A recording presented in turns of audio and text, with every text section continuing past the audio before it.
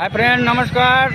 हम बीकी प्रेमी, आप सबका छोट भाई, जो हम अभी घोड़ासान के छठ घाट पर उपस्थित हैं हमारे दोस्तों के साथ में। ताकि आप सबको घोड़ासान बिजवानी के नाम से जो जाना जाता है वो घाट का नज़ारा दिखा रहे हैं। कितना प्यारा सा मस्त लगा हुआ है।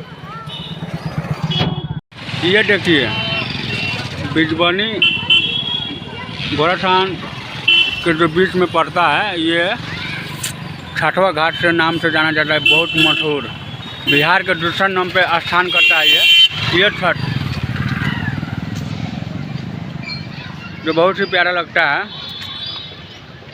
हम कैमरामैन राम दुलार के साथ रिपोर्टर श्याम सुंदर जी, जब यहाँ पे उपस्थित नहीं हैं। ये देखिए नज़ारा, तो कितना प्यारा लग रहा है। अभी तो शाम के टाइम में यहाँ पे काफ़ी भीड़ होगा।